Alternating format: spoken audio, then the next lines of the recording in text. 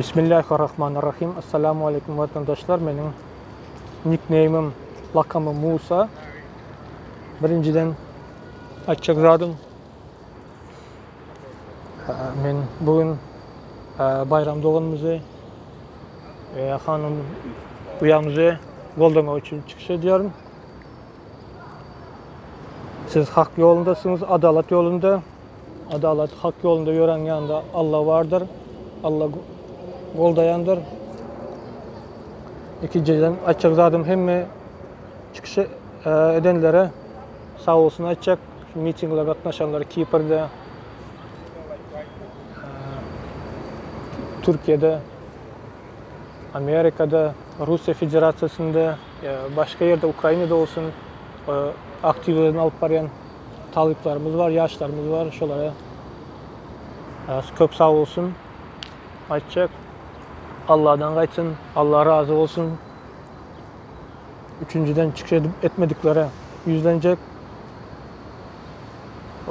Her hili gep tapıp bahana tapacağınız mitingin peydası yok ya da iş günüm düştü ya ulu mitinge çıkıp kaçacak diyeniz, koşulacak diyeniz. Küçük olsa da katnaşıp başlamalı, yoğuş-yoğuştan gücümüzü arttırmalı. O birden toplanışıp olma, yoğuş-yoğuştan gün günden köpelmeli biz doğrularımız.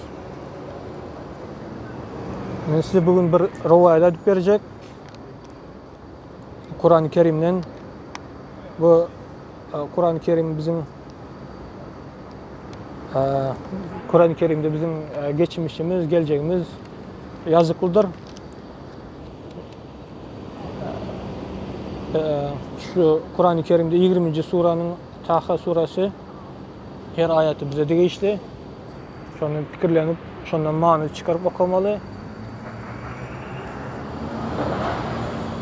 Ben bir bölümünü, parçasını getireyim, böyle kalandan özünüz okarsınız. 20. suranın 25. 35. ayetlerinde aydılan Musa aleyhisselam hakikati bilen soň, adalaty bilen soň, şol Allah'dan soraya Ya Rabbim, meniň göwnümi giňel, işimi ýeňilleşdir. Meniň sözüme, pikirimi düşündürer ýaly dilimi çöz. Maňa öz maşgalamdan, doğumlarımdan kömekçi ber diýe. Şoňa göre gücü, kuwatym artsın ve şonuň bilen işimi paylaşdy diye sonra sana köp zikir edip tesbih ederiz diye. Sen bizi görýärsin. Allah Taala bu kabul ediyor. Sonra Allah Taala aýdýar bar doğunyň bilen Firavun ýanyna bar. Çünkü ol çayından geçti. Sen meni yatlap dur, zikir edip dur. 40. suranın 45. ayetinde Musa ve Harun aýdýarlar, Rabbimiz biz gorkýas, ol bizi Firavun bizi cezalandırmana howlugar ve çayından geçer diýip Allah aýdýar. Gorkmaň, men siziň ýanyňyzda ve men görýän we eşitýän. Sonra bu Firavun, zalim, hakikaty basyp gatyrmak üçin her hili hile edýär. 20. suranın 67. ve 68. ayetlerinde aýdylan Musa ve Harun'un göwnüne gorku duýusy peýda bolýar. Göwnünde gorku duýusy peýda bolýar. Onda Allah Taala aýdýar, korkma, siz üstün çıkarsınız. Meniň aýtjak zadym şu da analogiýa boýunça geçersek,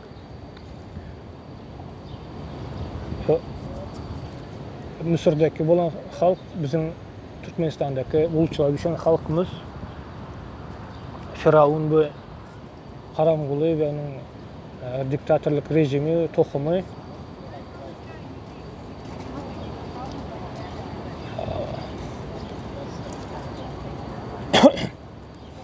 Musa bu bizim yurttan kaçıp kaydan halkımız dünyanın dört tarafında yayıran Türkmenler, Türkmenistanlılar. Harun bu bizim öz maşgalarımızdan çıkan yaşlılarımız. Onlar hatta biri değil, onlar çoğu. Ve dünya erkek adimen mert kızlarımız, doğanlarımız var. Leyla, Hanım, Çemenör, Yulia Serebryanik, Narjan apa, Ola Çareva da var. Gün günden köpeliyor, Allah'a şükür. Biz de Allah'a inansak, bile olsak, çokman üstünlük kazanırız. Ben şu an Allah'a inanıyorum. İnşallah üstünlük kazanırız. Rabbimiz bize gönlümüzü genel, bizim gönlümüzü genel, işimizi yenileştir. Fikrimizi, sözümü düşündürer yalı, dilimizi çöz. Gücü, kuvvetimizi arttır. Sana köp tesbih yapar yalı, zikreder yalı. Amin.